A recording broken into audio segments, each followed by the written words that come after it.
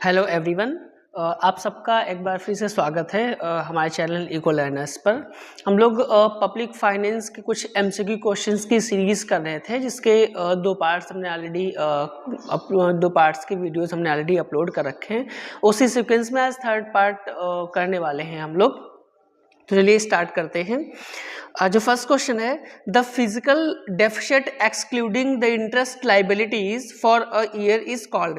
जब हम क्या करते हैं, फिजिकल डेफिसिट में से, है ना, इंटरेस्ट की जो लाइबिलिटीज माइनस कर देते हैं, एक्सक्लूड कर देते हैं, तो हमारा कौन सा डेफिसिट कहलाता है। इट मीन्स हम क्या करते हैं, जब फिजिकल डेफिसिट में से क्या माइनस कर दें, इंटरेस्ट पेमेंट जब हम माइनस कर देते हैं तो कौन सा डेफिसिट बनता है। जब हम लोग टाइप्स ऑफ डेफिसिट पढ़ते हैं तो उसमें रेवेन्यू डेफिसिट, कैपिटल डेफिसिट, बजटीय डेफिसिट, प्राइमरी डेफिसिट, सारे डेफिसिट्स पढ़ते हैं।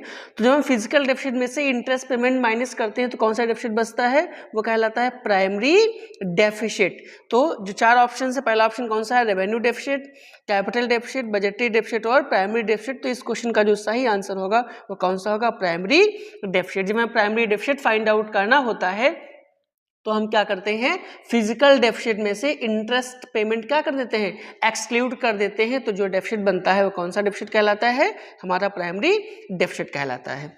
Next question, the FRBM act was passed in. जो physical responsibility budget management act, कौन सा एफआरबीएम एक्ट कौन सा है, फिजिकल रिस्पॉन्सिबिलिटी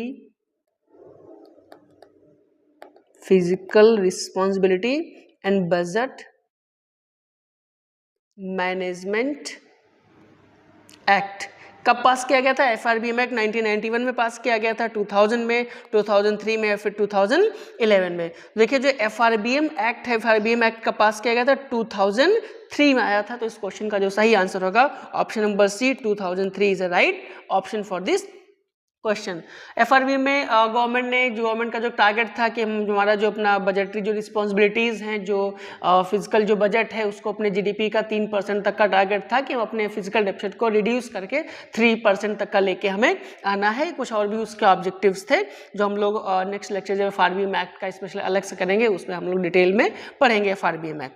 तो इस क्वेश्चन का जो अभी सही आंसर है कि एफआरबीएम एक्ट कब पास किया गया था, 2003 में किया गया था।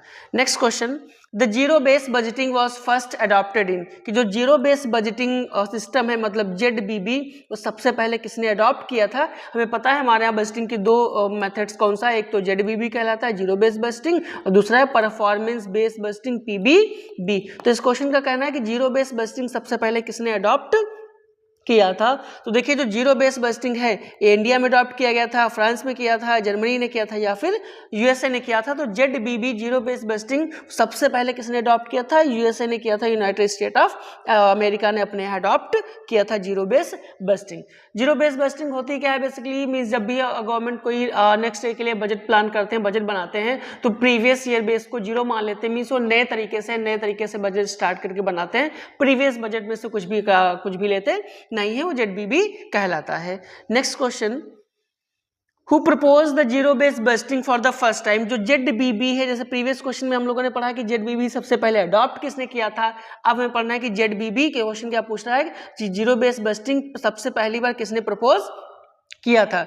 डेविड रिकार्डो ने किया था, अल्फ्रेड मार्शल ने किया था, एडम स्मिथ ने किया था या फिर पीटर फायर ने किया। तो देखिए ZBB जो है सबसे पहले किसने इंट्रोड्यूस किया था, वो पीटर फायर ने इंट्रोड्यूस किया था। तो इसे सबसे पहले किसने प्रपोज किया था, पीटर फायर ने। तो इस क्वेश्चन का जो सही आंसर होगा वो कौन होगा, option number D, Peter fire is the right option for this question.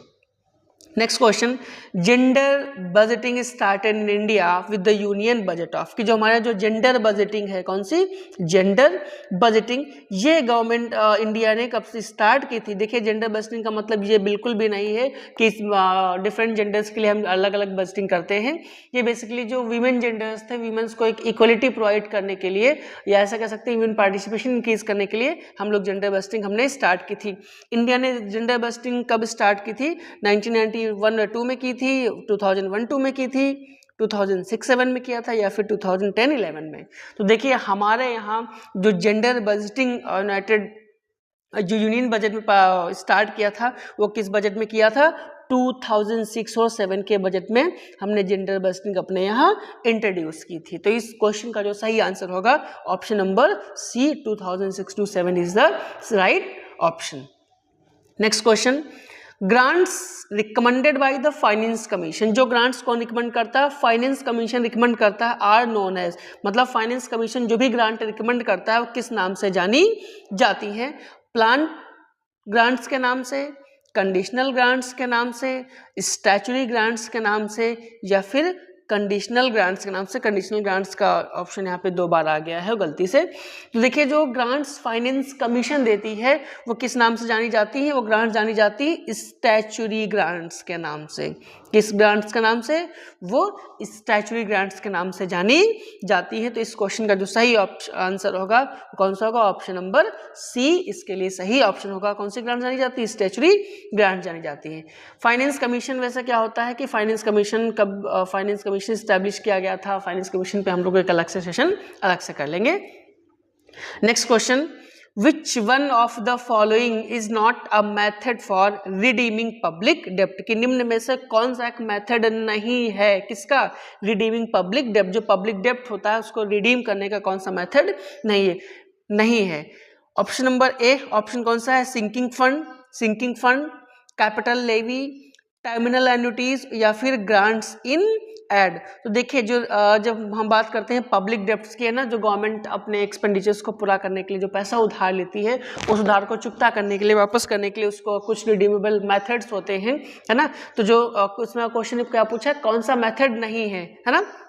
जब हम लोग रिडीमेबल मेथड पढ़ते हैं पब्लिक फाइनेंस में, सिंकिंग फंड क्या है? सिंकिंग फंड पब्लिक डेप्ट के रिडीमेबल का एक मेथड है, कैपिटल लेवी भी मेथड है, टर्मिनल एन्युटीज भी एक मेथड है।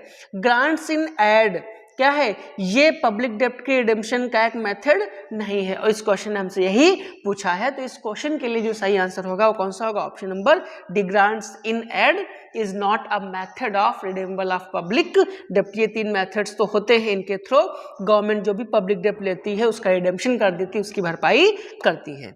Next question, the finance commission in India is appointed by, जो फाइनेंस कमीशन है वो कौन अपॉइंट करता है? कहाँ? इंडिया में। तो फाइनेंस कमीशन कौन अपॉइंट करता है? President, prime minister, chief minister, या फिर फाइनेंस मिनिस्टर। देखिए हमारे यहाँ जो फाइनेंस कमीशन है वो कौन अपॉइंट करता है? Finance commission in India is appointed by president. Finance commission को हमारे यहाँ अपॉइंट करता है, हमारे यहाँ के जो राष्ट्रपति हैं, प्रेसिडेंट हैं, वो फाइनेंस कमीशन अपॉइंट करते हैं। तो इस क्वेश्चन का जो सही आंसर होगा option number A, president is the right option. Next question, the theory of maximum social advantage was given by, बहुत आसान सा क्वेश्चन पब्लिक फाइनेंस का, कि जो मैक्सिमम सोशल एडवांटेज थ्योरी है, अधिकतम लाभ, सामाजिक लाभ का जो अधिकतम सामाजिक लाभ का जो सिद्धांत है वो किसने दिया था? मार्शल ने दिया है, डाल्टन ने दिया है, मसग्रेव ने दिया है, या फिर मिल ने दिया है। तो जो मैक्सिमम सोशल एडवांटेज थ्योरी है, कौन सी? मैक्सिमम सोशल एडवांटेज जो थ्योरी है, जो लॉ है, किसने दिया है? ये दिया है डाल्टन ने। इसलिए इस क्वेश्चन का जो राइट ऑप्शन होगा कौन सा होगा? Option number D is a right option, Dalton.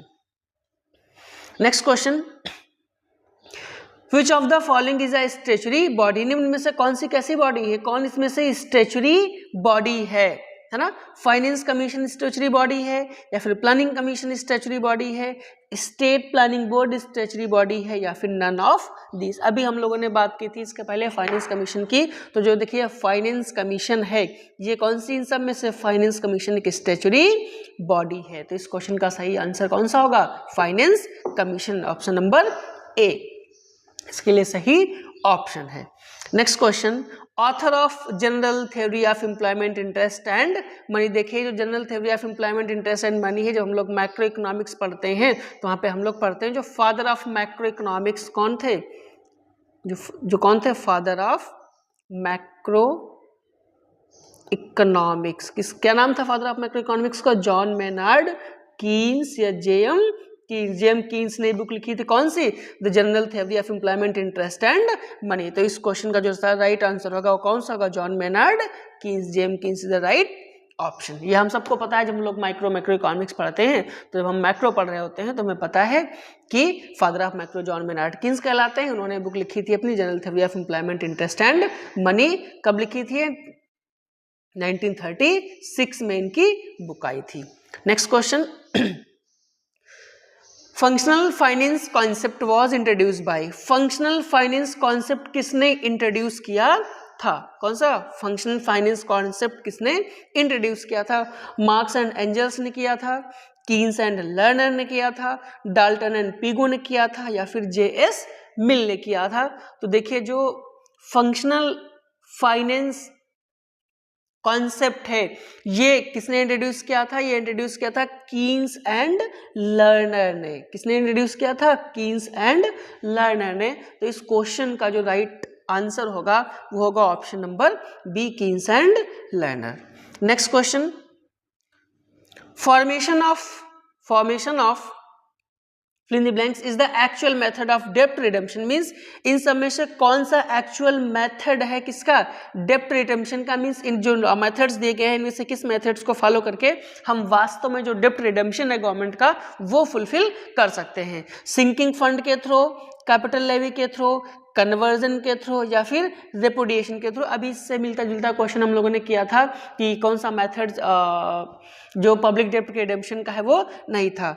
तो sinking fund, capital levy, conversion और रिपुडिएशन। देखिए, जब पब्लिक डेप्ट के रिडम्पशन की बात करते हैं तो जो पब्लिक डेप्ट के रिडम्पशन का जो एक्चुअल मेथड है वो कौन सा मेथड कहलाता है? यहाँ पर सिंकिंग फंड। इसके लिए जो सही ऑप्शन होगा कौन सा होगा? Option number A, sinking fund is a right option for this question. तो इस क्वेश्चन का जो सही आंसर है कौन सा होगा? सिंकिंग फंड होगा। अब वैसे रिडीमेबल मेथड और नॉन रिडीमेबल मेथड, जो मेथड जिनके थ्रू हम वास्तव में पब्लिक फाइनेंस या जो पब्लिक डेप्ट है उसको रिडीम कर सकते हैं, इसके लिए भी एक अलग से सेशन कर लेंगे। Next question, chairman of the first finance commission. देखिए, जो फर्स्ट फाइनेंस कमीशन था उसके चेयरमैन कौन थे? Option number A Chadha, option number B KC Neogy, option number C Santhanam and option number D YV वी चौहान। देखिए, फर्स्ट फाइनेंस कमीशन के जो चेयरमैन थे वो कौन थे? केसी नियोगी थे। तो इस क्वेश्चन का जो राइट ऑप्शन होगा वो कौन सा होगा? Option number B, KC Neogy is the right option for this question. Next question, redemption of public डेप्ट मीन्स। जो रिडेम्पशन ऑफ पब्लिक डेप्ट है, जो हम पब्लिक डेप्ट रिडेम्पशन की बात करते हैं, इसका मतलब क्या होता है?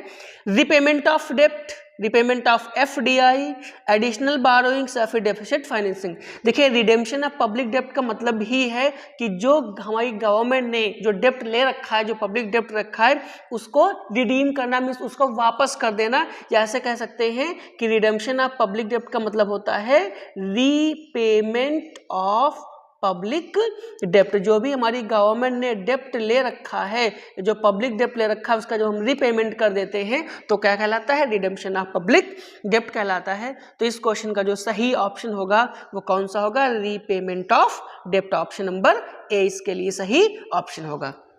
Next question, the annual account of both the income. जो एनुअल अकाउंट है किसका? बोथ द इनकम, इनकम का एंड एक्सपेंडिचर का।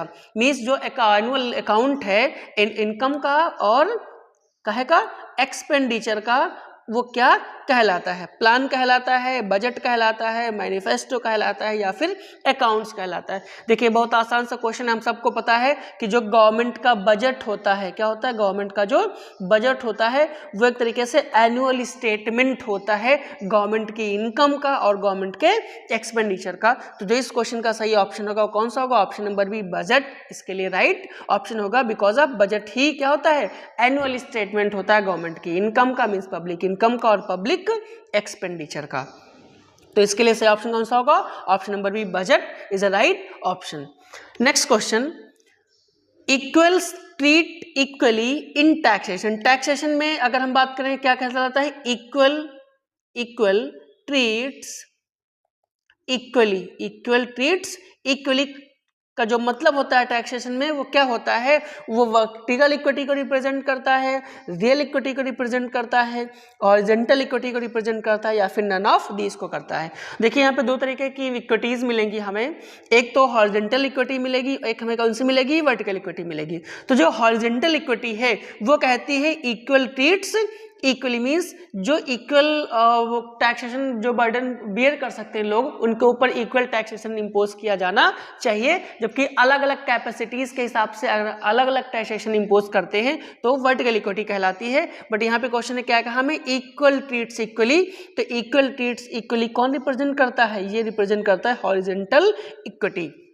हॉरिजॉन्टल इक्विटी कहती है क्या, equal treats equally, means same burden अगर लोग बर्डन ले सकते हैं टैक्स का, तो उनके ऊपर सेम टैक्सेशन इम्पोज करना चाहिए, जबकि अलग अलग या डिफरेंट अगर बर्डन फेयर का बर्डन का लोड ले सकते हैं, बर्डन झेल सकते हैं, तो उनके ऊपर अलग अलग टैक्सेशन लगाना चाहिए। ऐसा कौन बताती है, ऐसा वर्टिकल इक्विटी बताती है। बट इस क्वेश्चन ने इक्वल ट्रीट्स इक्विटी कहा था, इसलिए इसका ऑप्शन क्या होगा, horizontal equity.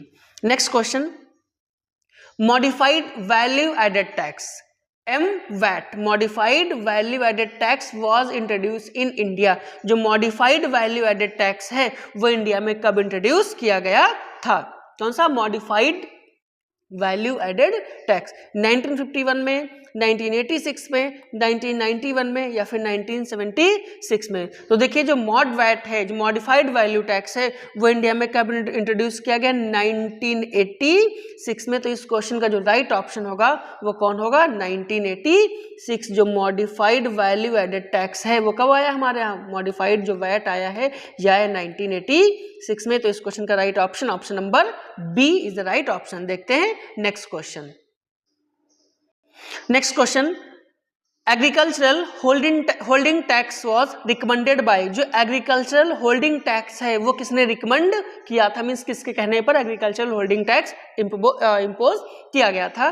First option is Adam Smith, second option is KN राज, चलैया, या फिर मार्शल। तो देखिए जो एग्रीकल्चरल होल्डिंग टैक्स है, कौन, एग्रीकल्चरल होल्डिंग टैक्स, वो रिकमेंड किया था, किसने किया था, वो रिकमेंड किया था KN राज ने रिकमेंड किया था। किसने रिकमेंड किया था, agriculture holding tax was recommended by KN Raj. तो इस क्वेश्चन का जो सही ऑप्शन होगा option number B, KN Raj is the right option. इन्होंने ही हमारे यहाँ क्या किया था, एग्रीकल्चर होल्डिंग टैक्स के लिए रिकमेंड किया था। Next question, the burden of long term public डेप्ट, जो लॉन्ग टर्म पब्लिक डेप्ट है, मीन्स लंबे समय के लिए जो हमारी गवर्नमेंट उधार लेती है, जो लॉन्ग टर्म पब्लिक डेप्ट है, उसका बर्डन आखिर में किसके ऊपर आता है।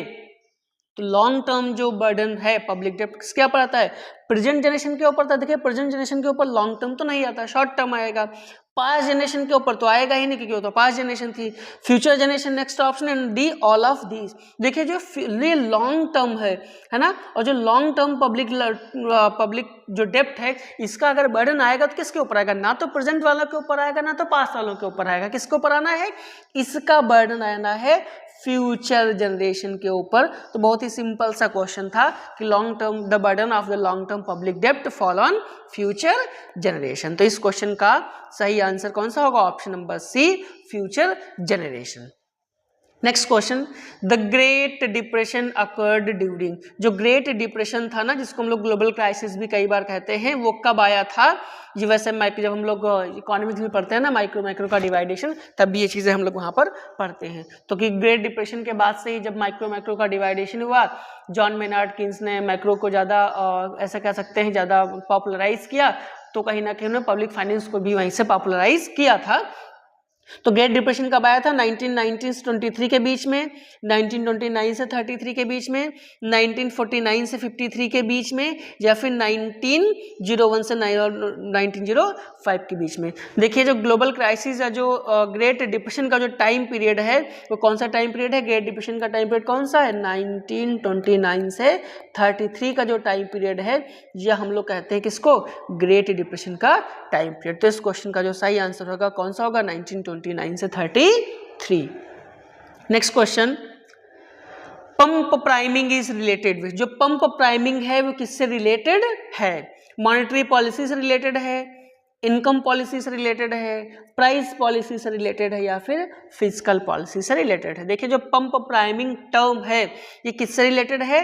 पंप प्राइमिंग जो टर्म है ये रिलेटेड है किससे? हमारी फिस्कल पॉलिसी के साथ। तो इसका जो राइट ऑप्शन होगा वो कौन सा होगा? फिस्कल पॉलिसी होगा। हम पंप प्राइमिंग पे भी एक अलग से शॉर्ट वीडियो वैसे कर देंगे, आप वो वीडियो जाके देख सकते हैं।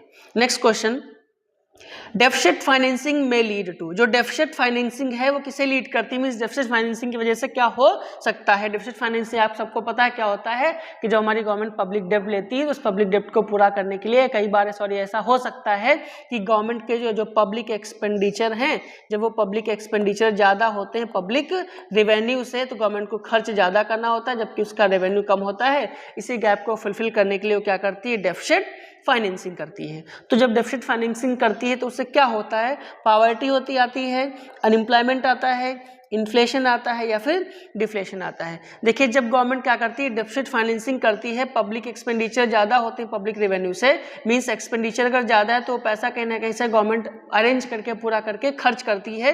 तो जब इसका मतलब ये है कि गवर्नमेंट क्या करे? इकोनॉमी में कहीं ना कहीं जो क्वांटिटी ऑफ मनी है, अवेलेबिलिटी ऑफ मनी, वो इंक्रीज कर रही होती है और उससे क्या आता है?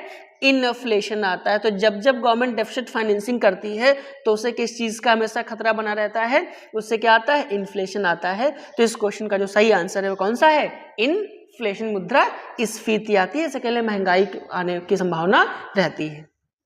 Next question, the debts which the government promises to pay off. ऐसे डेब्ट्स गवर्नमेंट क्या करती है? प्रॉमिस करती है पे ऑफ करने के लिए एट अ स्पेसिफाइड डेट। जब ऐसे उधार जो गवर्नमेंट प्रॉमिस करती है कि इनको हम एक स्पेसिफाइड डेट पर वापस कर देंगे, तो ऐसे डेब्ट कौन से डेब्ट कहलाते हैं? इनरिडीमेबल डेब्ट्स कहलाते हैं, फंडेड डेब्ट्स कहलाते हैं, रिडीमेबल डेब्ट्स कहलाते हैं या फिर अनफंडेड डेब्ट्स कहलाते हैं। देखिए गवर्नमेंट ने जो पब्लिक डेब्ट लिया है उसको वापस करना क्या कहलाता है? रिडीमेबल कहलाता है। तो जो इरिडीमेबल डेब्ट्स ऐसे हैं डेब्ट्स जिनको वापस ना किया जाए। फंडेड डेब्ट्स दूसरे डेब्ट्स आपके टाइप्स कहलाते हैं। रिडीमेबल डेब्ट्स हम लोगों ने अभी इसके पहले भी 2-3 क्वेश्चंस किए हैं। तो जब गवर्नमेंट है ना क्या करे? प्रॉमिस करे कि इन स्पेसिफिक डेट्स पे हम इन डेब्ट्स को वापस कर देंगे, वो डेब्ट्स कौन से डेब्ट्स कहलाते हैं? रिडीमेबल डेब्ट्स कहलाते हैं। कौन से डेब्ट्स कहलाते हैं? वो डेब्ट्स रिडीमेबल डेब्ट्स कहलाते हैं। ठीक है, तो ऐसे डेब्ट जिनको गवर्नमेंट एक डेट पे क्या करे? वापस करने का प्रोसेस प्रॉमिस करे, तो वो रिडीमेबल डेब्ट्स कहलाते हैं। उसका जो सही ऑप्शन होगा कौन सा होगा? Option number C, redeemable debts is the right option.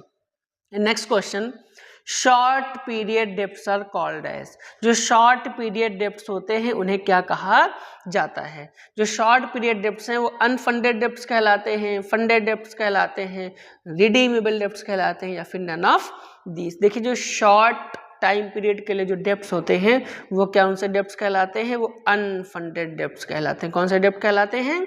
Unfunded debts कहलाते हैं। तो इस क्वेश्चन का जो राइट ऑप्शन है वो कौन है? Option number A, unfunded is a right option. तो आई होप आपको ये एमसीक्यू समझ में आए होंगे। इन एमसीक्यूज में से कोई ऐसा क्वेश्चन है जो आपको समझ में नहीं आया, इसके लिए या तो हमने अलग से वीडियो अपलोड कर रखा है या हम वीडियो अलग से अपलोड कर देंगे। तो अगर आपको ये वीडियो अच्छा लगा है तो आप चैनल को सब्सक्राइब और वीडियो को लाइक कर सकते हैं। Thank you.